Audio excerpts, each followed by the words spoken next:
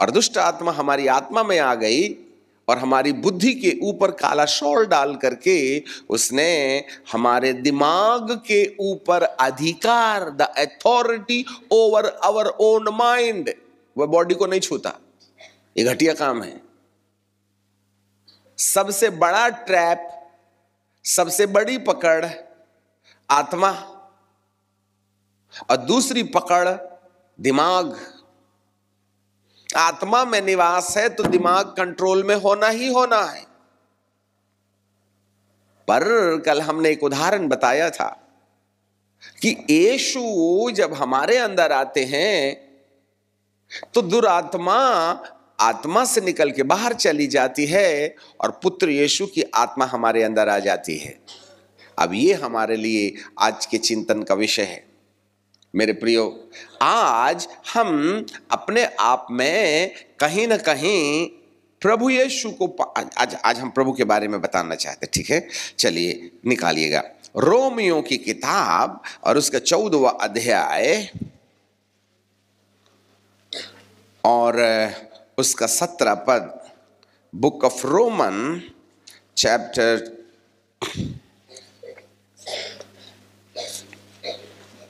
ये शायद 14 है, 14 अध्याय, 12 नहीं 14। रोमियो की किताब उसका 14वां अध्याय और उसका 17 पद। रोमन चैप्टर 14 एंड वर्स 17 है। वहां क्या लिखा है? परमेश्वर का राज्य खाना पीना नहीं परंतु धर्म, मिलाप और वह आनंद है जो पवित्र आत्मा से होता है। इंग्लिश में लिखा है the kingdom of God is not eat. करते हो दूसरों की और साथ में हमारी भी। Be careful about. इस तरीके से अब हड्डी घसी गई हमारी, चल चल के गिरे थे फुटबॉल खेलते खेलते, कमर में लगा था क्रिकेट की बॉल का मस्का मार, तो बुढ़ापे में तो दर्द होगा ना। अब कितना ही दुआ करवाओ, बॉल ने किया, प्रभु क्या करे? यह है समस्या। हमारी लापरवाही से कुछ शरीरों के अंग टूट फूट जाते हैं, इसमें परमेश्वर का कोई रोल नहीं है। अब चंगाई किया तो ठीक, जबरदस्ती नहीं करना उसको, क्योंकि तुम्हारी गलती से हुआ था। फिर एक और बीमारी है जो हमारे दुराचरण के कारण हमारे जीवन में पाई जाती है। जब हम परमेश्वर की महिमा का त्याग कर देते हैं। आदम बाबा ने यह किया कि परमेश्वर की आज्ञा को तोड़ दिया और वो फल खा लिया जिसको नहीं खाने के लिए बोला गया था, जिसके परिणाम स्वरूप मनुष्य के अर्थात आदम या प्रथम आदम के अंदर जब उसने पाप नहीं किया था, उस समय उसकी आत्मा में पवित्र आत्मा रहा करते थे। ये वाली बात धरती के किसी किताब में एक्सप्लेन नहीं किया गया। The first Adam was the full of the Holi spirit, पूरा पवित्र आत्मा से भरा था। और पहले आदम का मन इतना ज्यादा समर्पित था कि 101% submission, transparency, commitment, humbleness, meekness, brokenness उसके जीवन के अंदर पाई जाती थी कि पवित्र आत्मा को फुल तरीके से, पूरे तरीके से परमेश्वर का पूरा पूरा स्वभाव उसके अंदर पैदा करने का मौका मिल रहा था। अब आप कहिएगा, सर आज भी तो पेंटिकॉस्टल लोग रहते हैं, वो आदम के समान प्रभु के पूरे पूरे स्वभाव में बदल क्यों नहीं गए? जरा सुनो भाईजान, आज भी तो पवित्र आत्मा है, आज भी तो अन्य भाषा बोलते हैं, स्वर्गीय भाषा बोल करके हम पवित्र आत्मा पा गए हैं बोलकर किसका प्रमाण रखते हैं। फिर आज के पेंटिकॉस्टलों के अंदर में या पवित्र आत्मा पाए हुए लोगों के अंदर में आदम के समान वो स्वभाव देखा क्यों नहीं जाता? हमने बहुत चिंतन किया था, हे प्रभु क्या आदम को ओरिजिनल होली स्पिरिट मिला था और हमको आजकल डुप्लीकेट मिला है क्या? हमको क्या जेरॉक्स कॉपी वाला होली स्पिरिट मिला है? तो फिर उस समयों में आप उसके अंदर पूरा पूरा स्वभाव पैदा कर सके। आज पवित्र आत्मा पाने वाले ईश्वरीय स्वभाव में कहीं दिखाई क्यों नहीं देते, बल्कि और भी विकृत हो जाते हैं। ज्यादा ही राजनीति दिखाई देने लगती, ज्यादा ही लूट खसोट दिखाई देने लगती, ज्यादा ही पाप दिखाई देने लगता। आखिर ऐसा क्यों? उसका एक बहुत छोटा सा उत्तर है। प्रथम आदम के पास में कोई कामकाज नहीं था। सुबह उठो, ना नौकरी जाना है, बेफोकट के फल है, जाइए। बिजली का प्रॉब्लम ही नहीं था और बीवी सताती थी ही नहीं, पशुओं से डर था ही नहीं, ना सांप का डर, ना बिच्छू का डर, ना इलेक्ट्रिसिटी का बिल देना। अब जैसे जैसे बढ़ती हुई तकनीकी में मनुष्य बढ़ रहा है, उसके मन अलग अलग भागों में विभाजित हो रहे हैं। सुबह से उठिएगा, अब खा तो लिया कल चिकन, पचाने के लिए दौड़िए, तो आधा घंटा उसमें गया। भाई आदम तो स्लिम था, मॉर्निंग वॉक का प्रॉब्लम ही नहीं था उसका, तो हमारा तो आधा घंटा मॉर्निंग वॉक में गया ना। फिर बच्चे को स्कूल भेजना है तो पराठे बनाइए, फिर पत्नी, फिर बच्चे, इतने में ऑफिस, और फिर न्यूज आ गया तो झांक रहे हैं पेपर में जैसे बाप जन्म कागज को देखा ही नहीं। नाश्ता भले ही ना मिले, न्यूज पेपर चाहिए, और न्यूज के अंदर में ईरान, इराक, अमेरिका, हिंदू, मुसलमान, CAA, इसके अलावा पेट्रोल 75 से 95, टेंशन।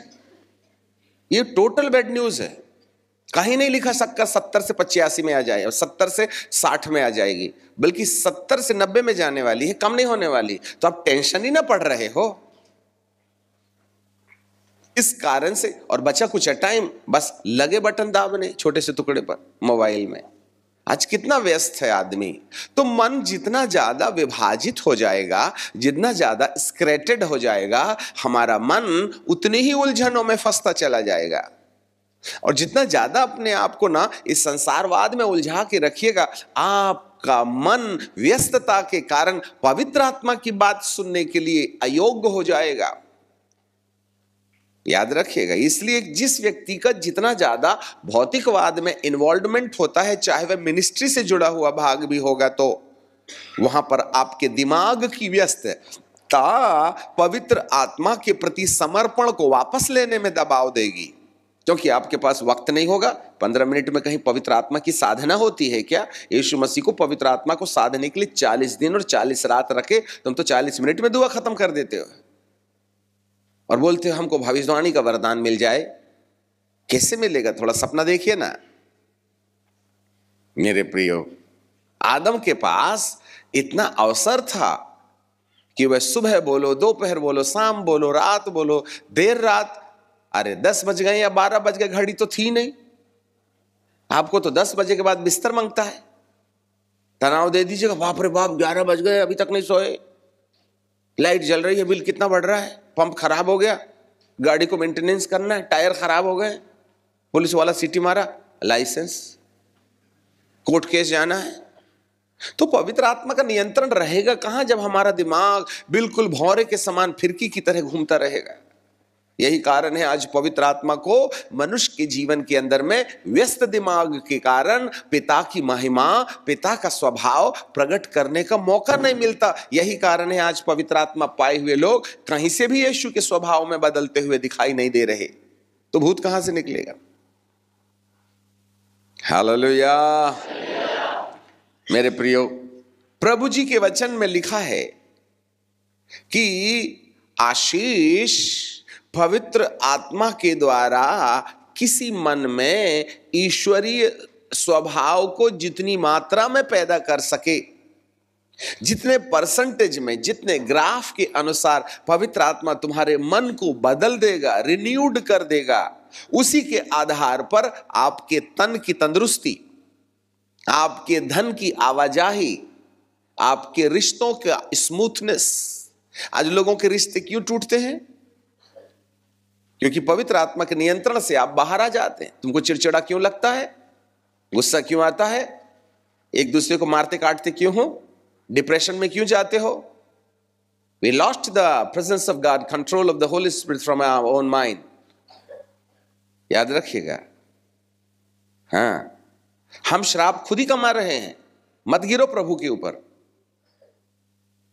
आशीष पवित्र आत्मा के द्वारा मनुष्य के जीवन में समर्पण की दशा में नियंत्रण के पश्चात उस ईश्वरीय गुणों के निर्माण के द्वारा उसके तन में जो ईश्वरीय, मन में जो ईश्वरीय स्वभाव आ जाता है, यह सबसे की पॉइंट है आशीष की। इस कारण से उसके तन में तंदुरुस्ती रहती है, बीमारियां आती नहीं। भाई अब गिर पड़े तो चोट लगी तो पक गया, यह उसका काम है, इसको बीमारी मत कहो, यह प्राकृतिक नियम का उल्लंघन है। परंतु स्वभाव के कारण दूसरी और प्रकार की बीमारियां आती हैं। जी हां मेरे प्रियो, फिर रिश्ते टूट जाते हैं।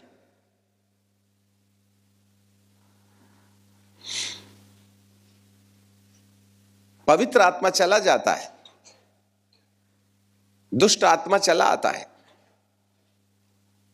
मनुष्य की आत्मा में दुरात्माओं का निवास हो जाता है, और दुरात्माएं हमारी बुद्धि पर दुरात्माओं के प्रभाव छोड़ना शुरू कर देती हैं, जिससे तन को भी नुकसान होता है, रिश्तों को नुकसान होता है, मन को नुकसान होता है, धन को नुकसान होता है। हमारी कार का एक्सीडेंट होने लगता है, फैक्ट्री बंद हो जाती है। एक आशीषित व्यक्ति के घर में भूतों का आवाजाही बंद हो जाती है। जिस घर में जितने पापी मिजाज के लोग रहेंगे, भूत लोग हर 5-10 मिनट में विजिट करेंगे,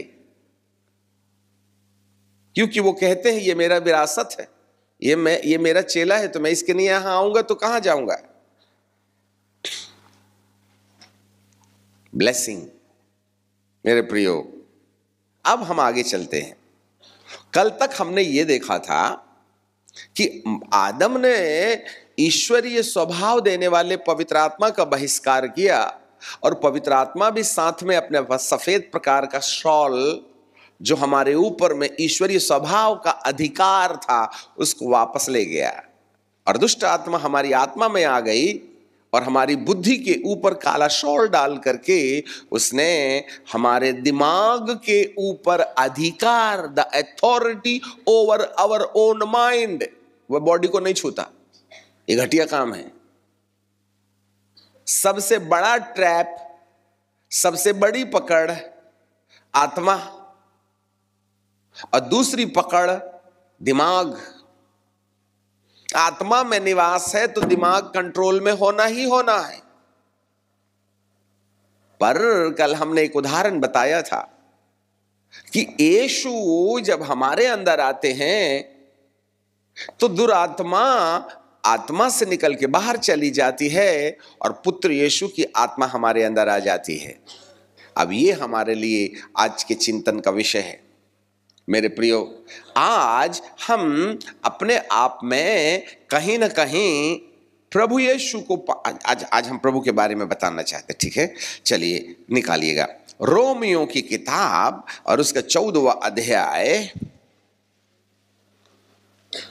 और उसका 17 पद। बुक ऑफ रोमन चैप्टर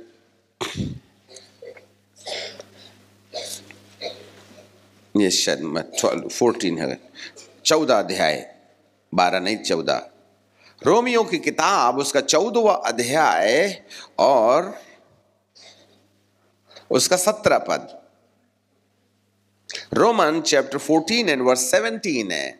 वहां क्या लिखा है? परमेश्वर का राज्य खाना पीना नहीं, परंतु धर्म, मिलाप और वह आनंद है जो पवित्र आत्मा से होता है। इंग्लिश में लिखा है, the kingdom of God is not eating and drinking but the righteousness. धर्म नहीं है, धार्मिकता। धर्म और धार्मिकता में अंतर है। सुनो, धर्म इंसान का बनाया हुआ उपाय है परमेश्वर तक पहुंचने का, परंतु धार्मिकता परमेश्वर के द्वारा किया गया उपाय है परमेश्वर तक पहुंचने का। धर्म से भी लोग परमेश्वर के पास जाने का रास्ता चुनते हैं, और धार्मिकता से भी परमेश्वर के पास पहुंचने का रास्ता चुनाव किया जाता है। धर्म के अनुसार चलने वाला व्यक्ति फेल्यूर हो जाता है, धार्मिकता के अनुसार चलने वाले व्यक्ति के अंदर सफलता प्राप्त हो जाती है। याद रखिएगा, धर्म के आधार पर कर्मकांड का सहारा लिया जाता है। धर्म भौतिक पद्धति है। धर्म बाल बढ़ाना, बाल कटाना, पीपल, नदी, इमली, अदरक, लहसुन मत खाओ, ऐसे बैठो, ऐसे बढ़ो, ये कपड़ा पहनो, लाल नीला पीना, बाल बढ़ाओ, बाल कटाओ, मूछें काटो, ये करो, वो करो। It's a the physical discipline, the worldly discipline is called the religion. धर्म है। बाइबल धर्म की बात नहीं करती, धार्मिकता की बात करती है। The kingdom of God is the righteousness. तो यह धार्मिकता है क्या चीज? यदि आप धार्मिकता के सत्य को बड़ी बारीकी से समझ लीजिएगा तो आपके लिए एक बड़ा भारी रास्ता हाईवे के समान खुल पड़ेगा। ठीक है, अब हम इसको बंद ना करें, हम पहले पद पर विचार कर रहे हैं, धार्मिकता। इब्रानी की किताब और उसका पहला अध्याय और उसका 8वां पद, वहां बाइबल हमें बताती है, हिब्रू चैप्टर 1 एंड वर्स 8, पुत्र से कहता है कि हे परमेश्वर, हमारे पीछे बोलिए, पुत्र से। नहीं, तुम आधे ही बोलते हो भाई, पूरा बोलो ना। पुत्र से कहता है, हे परमेश्वर। कौन है परमेश्वर?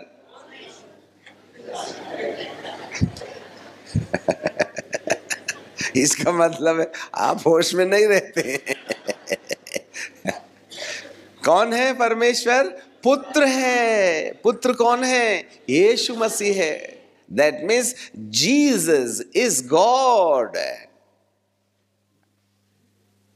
है? God क्या है? परमेश्वर क्या है? जिसके अंदर ईश्वर के, परमेश्वर के गुण पाए जाते हैं, वही ईश्वर है। तो ईश्वर के गुण क्या हैं?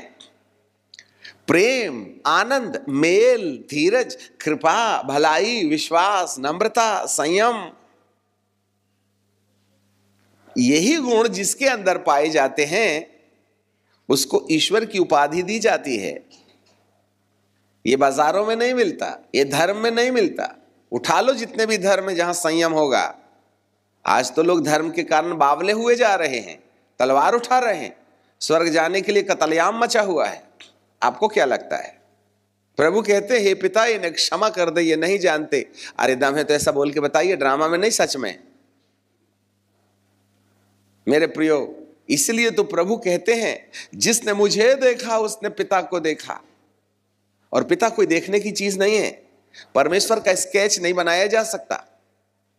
परमेश्वर अपने आप में परमेश्वर है, उसकी कोई चित्रकारी नहीं की जा सकती।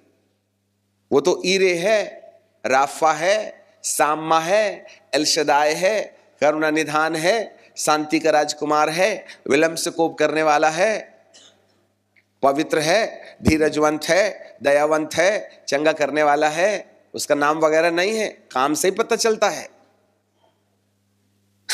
ये सारे गुण यीशु के अंदर देखे गए। और नहीं प्रैक्टिस करके देखो, गाल में थप्पड़ खा के। हमको तो 2 बार बोल दिया जाए, अरे तू तो चोर है, 1 बार हो गया, 2 बार हो गया, 3 बार हो गया, तीसरे बार और चौथे बार में सामने वाला क्या बोलता, दिमाग खराब हो गया, 1 बार हो गया, 2 बार हो गया, 3 बार हो गया, अब पानी सिर के ऊपर से चला गया, अब हमसे बर्दाश्त नहीं होगा। लीजिए सर, प्रभु तो कहते हैं 7 के 70, 490 बार एक व्यक्ति 490 बार ना कंकर मारते रहे तो थैंक यू बोलना चाहिए। तुम तो 3 बार के बाद में सिर के ऊपर से पानी चला गया बोल के तलवार उठा लेते हो। अरे ऐसी धीरजवंत कहीं है क्या? ये लंगोट लगा के पहाड़ में बैठे भी तो 3-4 बार के बाद में श्राप देकर के कहते हैं, तेरे कभी संतान नहीं होगी, जा तेरा सर्वनाश हो जाए। साधुओं को भी जरा छेड़ दीजिएगा तो बल्लम उठा लेते हैं वो भी। तो उनको ईश्वर की उपाधि कैसे देने, जटा रख लिया तो फायदा क्या? हमारा प्रभु तो सहते जा रहा है, हे पिता ये नहीं जानते कि क्या करते हैं। इसीलिए तो उसको परमेश्वर कहा जा सकता है। परमेश्वर कोई देखने दिखाने की चीज नहीं है। ईश्वरीय स्वभाव जिसके अंदर प्रेम, आनंद, मेल, धीरज, कृपा, भलाई, विश्वास, नम्रता, संयम जिसके अंदर पाया जाता है, वे गुण ही ईश्वर हैं, बॉडी नहीं है, याद रखना।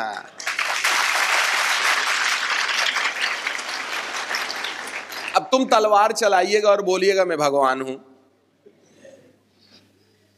कौन से कानून के अनुसार हम आपको ईश्वर की उपाधि दे दें? हड़प लिए दूसरे की पत्नी तुमने, गला काट डाले। अब आप बताइए, ईश्वर बने बैठे हो आप। भाई साहब, ईश्वर की कैरेक्टर के द्वारा ही परिचय होता है।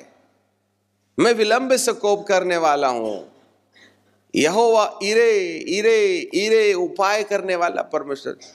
यदि आप ईश्वर होने का दावा करते हैं तो हमारा उपाय करके दिखाओ ना, हमारा कैंसर ठीक करो। अभी तक तो एक भी अच्छा नहीं हुआ। मियां बीवी लड़ रहे, हम दारू पीते हैं, हमारा इलाज करो। प्रभु कहते आओ ना मेरे पास। शाऊल को पाउल बना देने वाला प्रभु है। यीशु जो पुत्र है वो क्या है? शरीर में नहीं, आत्मा में भी नहीं, स्वभाव में। हाँ, आत्मा में हो गया तो हमको, अब तुमको दिखेगा कहां से? मेरे प्रियो, उसके स्वभाव से हमको समझ में आता है, क्योंकि वही है जो मुर्दों में से जी उठा है। और नहीं बताओ कोई मर के जिंदा हो गया होगा तो? मकबरे तो है ना, ताजमहल, मजार तो है ना। और हम अंग्रेजी बोलने वाले मजार में जाते, मरे हुए आदमी की कब्रिस्तान में, और वहां जाके कहते ऊपर वाले, तो नीचे से आवाज आती ऊपर, इधर नहीं है उधर है। तुमको कब्रिस्तान में ऊपर दिखता क्या? बोले ए बाबा, मैं तो ऊपर गया ही नहीं, तुझको नीचे आना क्या?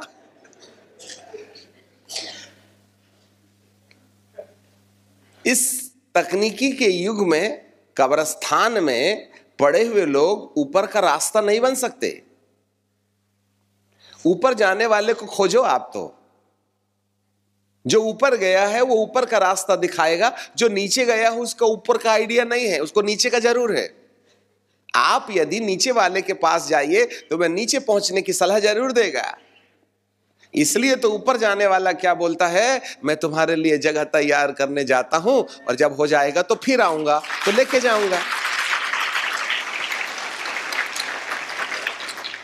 खामो खा ऊपर जाने के चक्कर में नीचे वाले के पीछे पड़े हो। हालेलुया। जाग रहे हैं आप? पुत्र से कहता है तो ईश्वर है, क्योंकि जी उठने में पहलौठा है, निर्दोष में पहलौठा है। बिना पुरुष के आदम के डीएनए से रहित व्यक्ति धरती पर कोई दूसरा पैदा नहीं हुआ।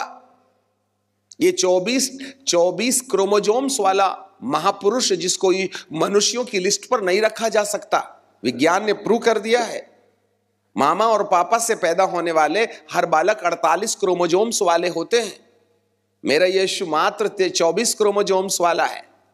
इसको मनुष्यों की लिस्ट में नहीं रखा जा सकता। यदि विज्ञान आती है तो यीशु के अंदर में ईश्वरत्वता को झांकने के लिए विज्ञान का चश्मा भी लगा के देख लीजिएगा।